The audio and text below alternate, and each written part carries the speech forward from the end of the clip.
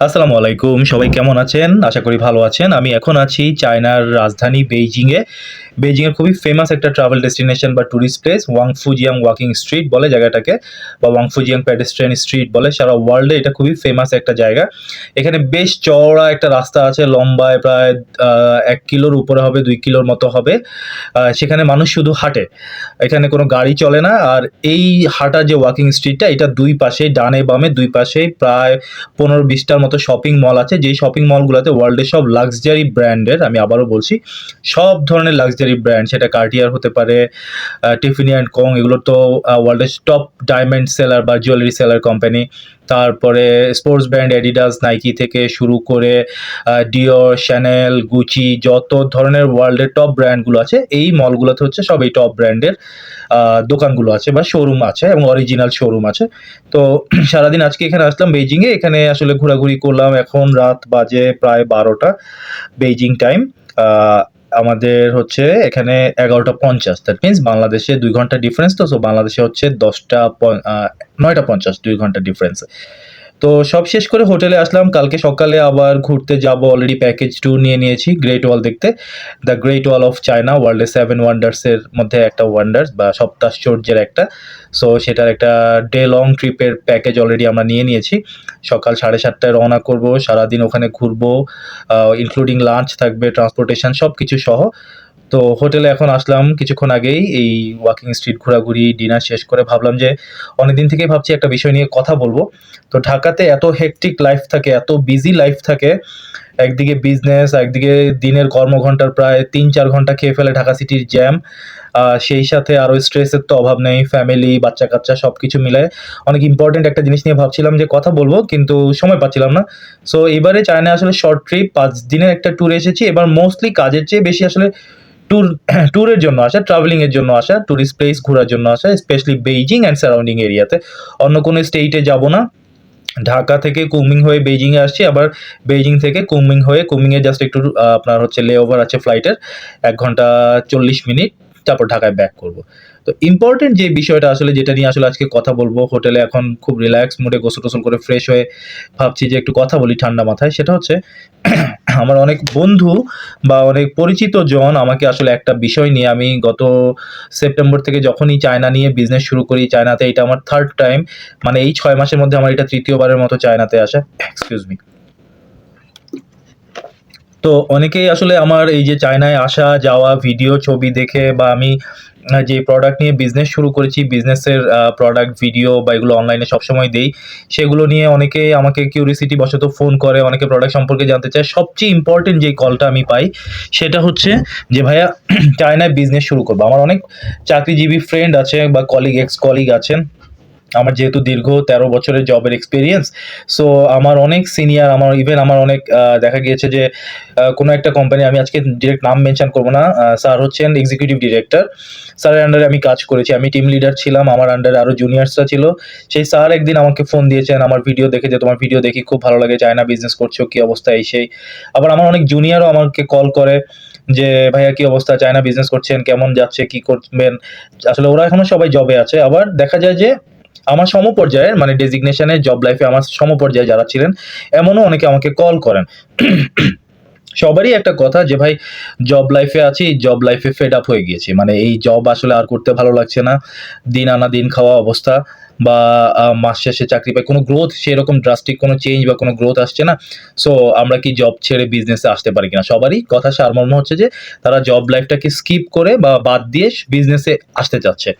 আমি শুরুতেই বলে দেই, এই ভুল করেন না ভাই। আমি আবারও বলছি, যারা এখন একটা জবে আছেন, সেটা যেই লেভেলেরই জবই হোক হোক না কেন, সেটা আপনি যদি একদম এক্সিকিউটিভ ডিরেক্টর লেভেলের হন বা জিএম, এজিএম লেভেলের জব করে থাকেন, অথবা আপনি কোনো একটা কোম্পানির এক্সিকিউটিভ বা সিনিয়র এক্সিকিউটিভ লেভেলে একটু নিচের পোস্টে জব করে থাকেন, আপনি ভাই চাকরি ছেড়ে বিজনেসে কখনো আসবেন না। এই ভুল করেন না। যে ভুলটা আমি করেছি ৬ মাস আগে, এই ভুল আপনারা কখনোই করবেন না। এখন হয়তো মনে প্রশ্ন জাগবে যে, "ভাইয়া, আপনি চায়নায় বসে, বেইজিং এর মতো শহরে, ওয়ার্ল্ড ফেমাস একটা সিটিতে, চায়নার ক্যাপিটালে বসে আপনি আমাদেরকে কেন ডিসকারেজ করছেন? আপনি ডিমোটিভেট করছেন কিনা?" অ্যাকচুয়ালি তা না। আমি আজকে কিছু রিয়ালিটি বলব, কিছু ফ্যাক্ট বলব। আমি আমার ১৩ বছরের জব ক্যারিয়ার, ইভেন আমি লাস্ট যে জবটা ছেড়ে বিজনেসে আসি, আমি সেখানে আমার সেলারি ছিল 6 digit salary. So 6 digit salary ছেড়ে বা ইনকাম ছেড়ে, আমি যদি বলি ওভারঅল ইনকাম ছেড়ে আমি কিন্তু বিজনেস লাইফ শুরু করেছি।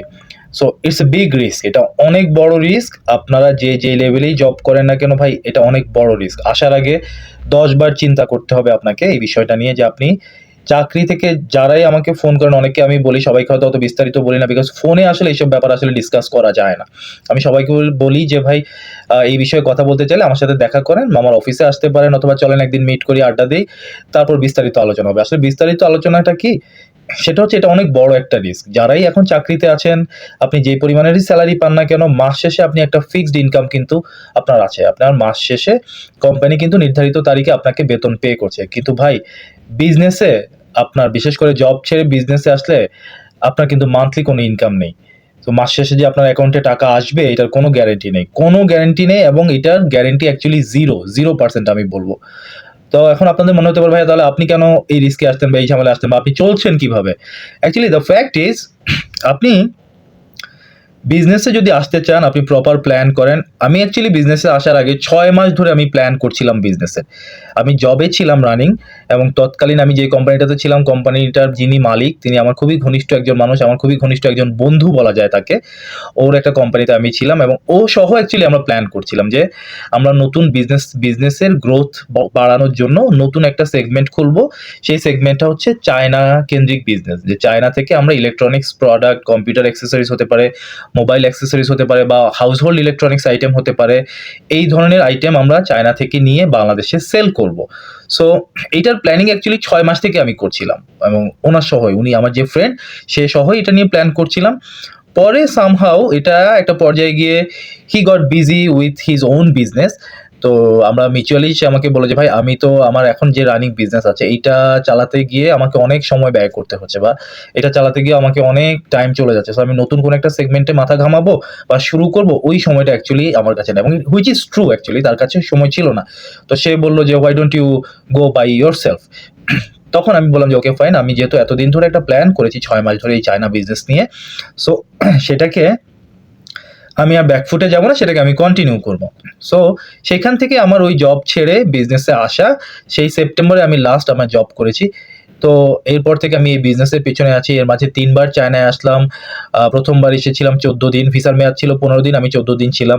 সেকেন্ড টাইম এসে ১ মাসের ভিসার মেয়াদ ছিল, ছিলাম ২১ দিন। এবার যদিও আলহামদুলিল্লাহ এবার আমি ২ বছরের মাল্টিপল এন্ট্রি বিজনেস ভিসা পেয়ে গেছি। সো আগামী ২০২৮ সালের এপ্রিল পর্যন্ত আমি যতবার খুশি ততবার চায়নায় আসতে পারবো। প্রত্যেকটা এন্ট্রিতে আমি 30 ডেজ করে ম্যাক্সিমাম থাকতে পারবো চায়নাতে। সো ভিসার ঝামেলা শেষ। তো আসলে এখন মূল যেই চ্যালেঞ্জটা সেটা হচ্ছে, ওই যে বললাম মাস শেষে আপনার অ্যাকাউন্টে কিন্তু কোনো টাকা ঢুকবে না। এটা খুবই ইম্পোর্টেন্ট, হ্যাঁ? আপনার ফ্যামিলি, আপনি কিন্তু বাসা ভাড়া না দিয়ে থাকতে পারবেন না। আপনার ঘরের গ্রোসারি বাজার না করে আপনি থাকতে পারবেন না। আপনি আপনার বাচ্চার স্কুলের বেতন না দিয়ে থাকতে পারবেন না। সো নতুন করে যারা বিজনেস শুরু করে, খুব কম মানুষই আসলে সাকসেসফুল বিজনেসম্যান যারা আছে তারা নিজের টাকায় বা নিজের ইনভেস্টমেন্টে বিজনেস করে। তারা ২ ধরনের ইনভেস্টমেন্ট পায়। একটা হচ্ছে ইনভেস্টর কালেক্ট করে, ইনভেস্টরের টাকা, ইনভেস্টর ফিন্যান্সিয়ালি টাকা দেয়। আর সেকেন্ডলি হচ্ছে এই যে তার যে দেনাগুলা, বা তার সে যে ধারের মধ্যে পড়ে, এই ধারের ধকলটা তাকে সামলাতে হয়।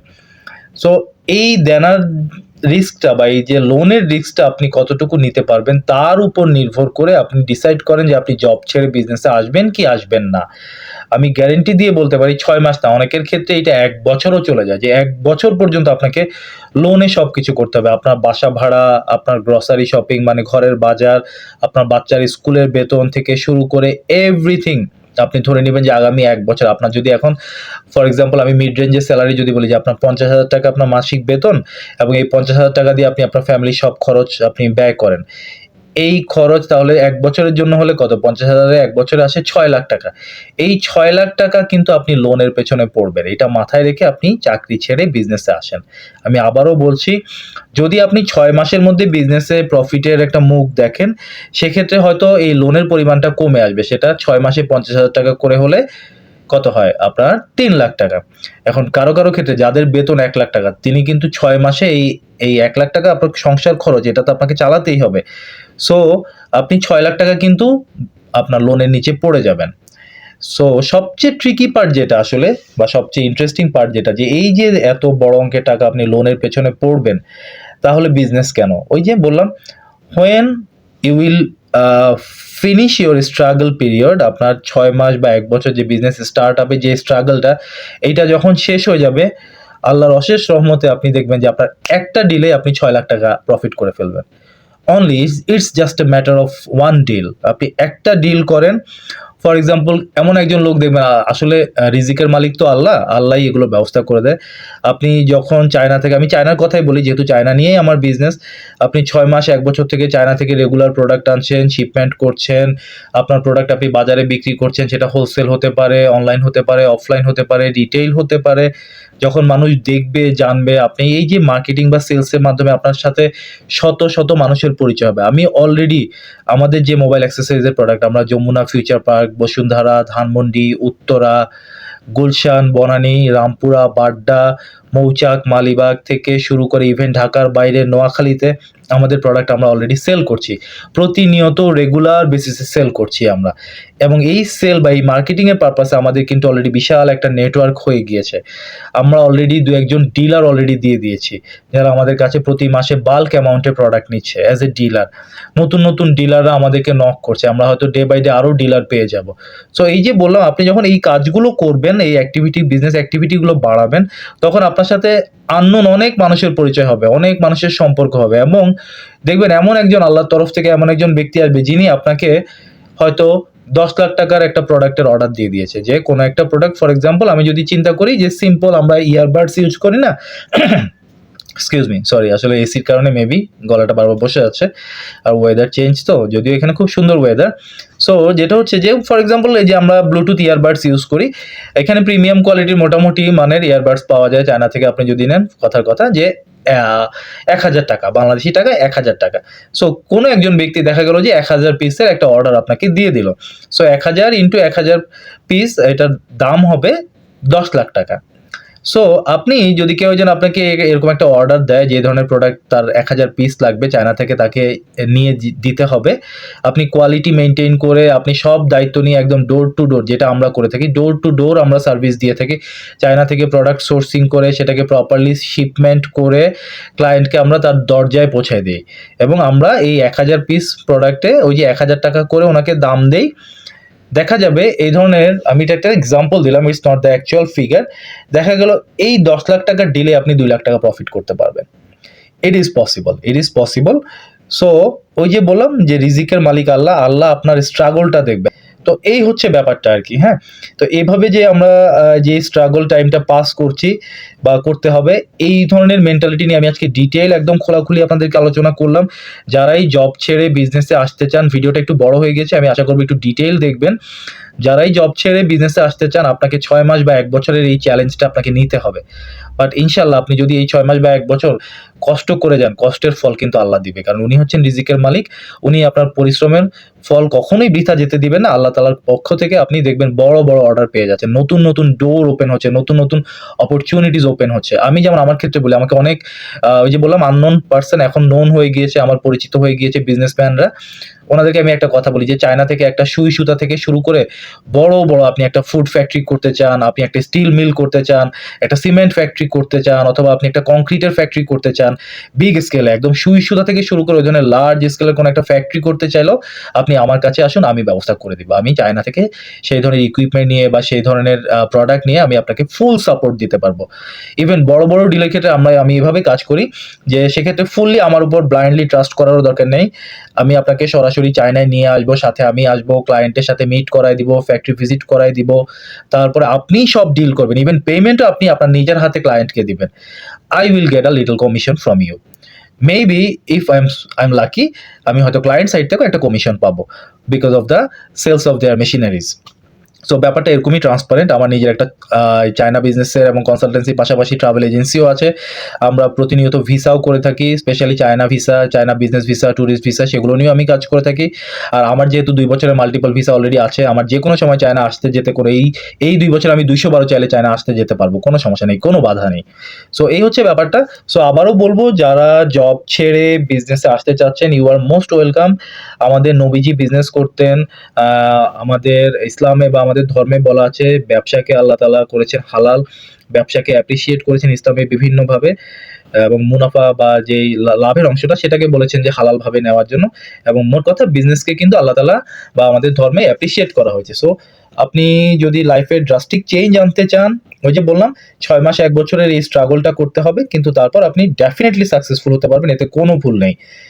সো আর দেরি না করে ভিডিওটা একটু দেখুন, মনোযোগ দিয়ে দেখুন, চিন্তা করুন। আমার সাথে যদি ফার্দার ডিসকাশনের প্রয়োজন হয়, আপনি আমার অফিসে চলে আসেন। আমি ঢাকায় ব্যাক করব ১৮ তারিখে। ১৯ তারিখ থেকে অফিস শুরু করে দিব।